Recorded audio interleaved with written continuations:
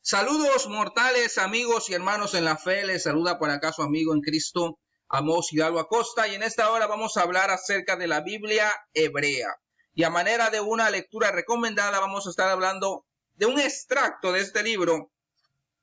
¿Qué es la Biblia y cómo leerla?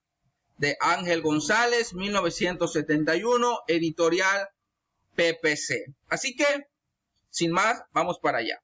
Hablemos del proceso de canonización de la Biblia judía. Así, a grandes rasgos, primeramente, lo que se canonizó fue la Torá, después los profetas y, por último, los otros escritos. Sus inicios se remontan a la época preexílica, quizá en el siglo VI, antes de nuestra era. Cobra luego un impulso decisivo al final del siglo V con la restauración religiosa del judaísmo bajo Esdras. Esto es importante recordarlo, que la Torá aparece como ese libro ya consumado, literalmente hablando, después del exilio, en este tiempo de Esdras y sus ayudantes. Pero ellos forman este canon, sistematizan este libro, la Torá, los primeros 5 libros de la Biblia hebrea, como una reformulación o una relectura de todas las tradiciones sagradas que ya existían previamente, como la tradición elogista, yavista, deuteronomista, sacerdotal, y que después vendría a ser la Torá. Después de canonizarse la Torá, se canoniza por las propias circunstancias del contexto histórico, los profetas y finalmente los otros escritos. Es decir, que en el concilio de Yamne o de Jamnia en el siglo I es cuando ya se define qué libros van a formar parte del canon de la Biblia hebrea referente a estos otros escritos. La Biblia judía se integra de 3 partes, nominalmente la ley, los profetas y los escritos. Esta nomenclatura tripartita data del siglo II antes de nuestra era. Recorre por primera vez en el prólogo del eclesiástico de Sirácida en el año 117 antes de nuestra era. Es decir, que en esa obra deuterocanónica para la Biblia católica, la ley, los profetas y los otros escritos de los antepasados, esta expresión aparece literalmente ahí, se registra en esta obra como testigo de esta expresión que se le daba a estos libros que ya se entendían como sagrados dentro del judaísmo. Esta división y esta nomenclatura queda establecida en el judaísmo para hablar de los libros santos, tal como quedó registrado en el primer libro de Macabeos, capítulo 12.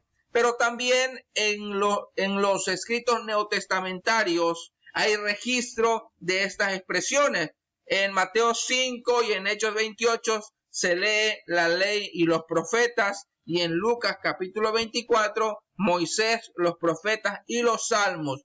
Porque en el judaísmo también por tradición se le ha atribuido la obra del Pentateuco o de la Torá al profeta Moisés, de tal forma que para referirse a la Torá también se utiliza como sinónimo Moisés. ¿Por qué ley, profetas y escritos? Bueno, González nos dice que tiene que ver con el proceso de canonización. Como primero se canonizó la Torá, y la Torá viene a ser la prioridad autoritativa dentro del judaísmo, por eso aparece primero la ley, después los profetas y finalmente los escritos, porque es de acuerdo al orden en el cual se fue canonizando o aceptando su valor como libros sagrados. La ley o la Torá, que significa instrucción, es la parte más sagrada de la Biblia hebrea y corresponde en la Biblia cristiana al Pentateuco. Le sigue en sacralidad y en canonización los profetas, término que incluye a los profetas primeros y a los profetas segundos. Dentro de los profetas primeros encontramos libros de Josué, Jueces, Samuel y Reyes, y esto es curioso porque Para la Biblia cristiana, estos formarán parte de los libros históricos, pero dentro de la Biblia hebrea forma parte de los libros proféticos. Y dentro de los profetas posteriores, pues están los propiamente dichos proféticos. El último grado es el formado por los restantes, los escritos, Sir y Masal, cuya canonización fue muy lenta y tardía. Como les mencionaba, que lo último que se definió para el judaísmo fue en el concilio de Jamni. Estamos hablando del siglo I, donde se estaba todavía discutiendo qué libros formarían parte del canon y cuáles no. Quizás entre los primeros del grupo están los salmos. Por eso Lucas va a decir Moisés, los profetas y los salmos. La Biblia hebrea se integra de 24 libros. La ley, tal vez la primera expresión de la actitud venerativa ante un libro sagrado, y hablando del registro bíblico, o al menos la primera del cual quedó amplia constancia, es la que se refiere a el libro de la ley. Esta expresión, el libro de la ley, encontrado en el templo en tiempo de Josías, año 622 antes de nuestra era, el cual sirvió de base para su reforma religiosa, como lo registra el segundo libro de Reyes, capítulo 22. El libro de la ley del cual se habla en segundo libro de Reyes es sin duda el núcleo fundamental del actual Deuteronomio. La Torá se presenta con la autoridad del nombre de Moisés, que es un profeta. Por eso su palabra tiene autoridad divina. Toda la ley será después atribuida por tradición al mismo Moisés, quien fue el fidedigno portavoz de la palabra de Dios para su pueblo en todo lo referente a la constitución. Es decir, que el atribuirle la obra a Moisés sirve para legitimizar su autoridad de origen divino. Seguramente la actitud expresada ante el libro de la ley marca el principio del canon. En los días de Esdras, y esto que viene a continuación es muy importante entenderlo, en los días de Esdras se hizo una lectura solemne de la ley con sentido de renovación de la alianza. Eso está en Nehemías capítulo 8.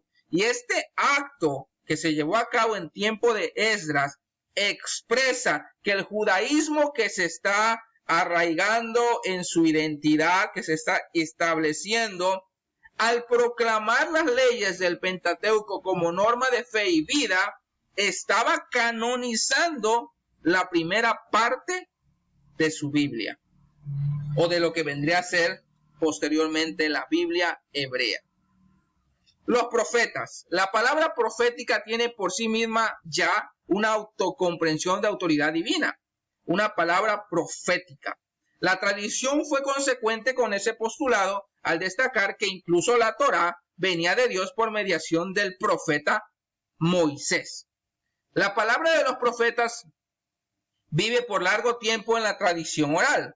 Solo una mínima parte se pone por escrito en los días del profeta.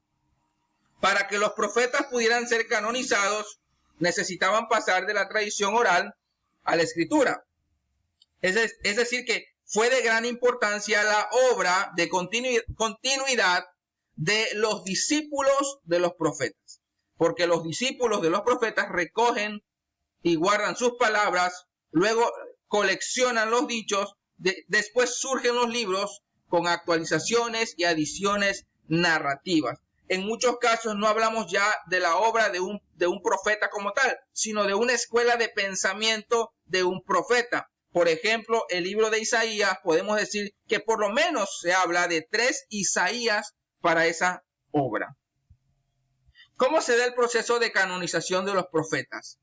Es sobre todo en la época posexílica y especialmente dentro de los círculos apocalípticos, que estudiando a los profetas, ellos hacen de la profecía la base de sus visiones, provocando de esta manera la aceptación plena de los libros proféticos. Eso es muy importante. Ahora, también el pueblo que después del exilio empieza ahora no solamente ya a leer, a estudiar la Torá, sino que también se empieza a interesar por los profetas encuentra en la literatura de los profetas un profundo significado que trae para ellos en su contexto histórico la esperanza de la liberación, una liberación que los profetas anuncian. Y es en este marco que se sitúa su canonización. Y es aquí precisamente donde surge el concepto de Mesías. La ley y los profetas. Los escritos proféticos representan un contrapunto carismático y de tensión escatológica a la concepción de la alianza en la versión sacerdotal. Y esto da para pensar y para reflexionar mucho. Se estima que la historia les había dado la razón, se hacen populares ahora los profetas, sus palabras fundamentan las esperanzas del futuro, especialmente hablando después del exilio. Son canonizados en el siglo III y II y son leídos ahora como la Torá en el mismo nivel y en el mismo valor en las sinagogas. Estamos hablando de lo que conocemos como el periodo intertestamentario, un periodo donde a los judíos, en el tiempo que se les quería imponer la helenización, ellos empiezan a leer los profetas, porque se les prohibía leer la Torá. Son escritura santa. El Antiguo Testamento, en designación rápida, le llamó la ley y los profetas, ¿sí? Para referirse a la Biblia hebrea, en una expresión rápida, en una expresión común, se decía la ley y los profetas, para referirse a los libros sagrados. Hablemos finalmente de los escritos. La tradición judía designa con este término un heterogéneo bloque de libros del Antiguo Testamento que responde a los últimos estadios de la formación del canon. La lista de los libros que lo conforman estuvo durante siglos fluctuante. El Nuevo Testamento hace de los Salmos su representante, como lo dice el evangelista Lucas, y abarca una serie de libros que los judíos leían y estimaban, y que al final proclamaron como libros sagrados o como libros canónicos, como los Salmos, Proverbios, Job, Crónicas, Esdras, Nehemías, Cantar de los Cantares, Ruth, Lamentaciones, Eclesiastés. Y algo muy importante, en la expresión la ley y los profetas ya se incluye a estos otros escritos, ¿sí? Quiero agregar algo antes de terminar. Este libro de Ángel González, que es la Biblia y cómo leerla, difícilmente se encuentre en una librería porque está descatalogado, porque son libros antiguos. A lo mejor lo puede encontrar en una librería de segunda mano o en PDF. Y para quienes estuviesen interesados de adquirirlo en PDF, en la descripción del video estaré dejando un link a un enlace de Telegram donde puede encontrar no solamente este libro, sino muchos otros libros acerca de las ciencias bíblicas. Bueno, eso es todo y muchas gracias.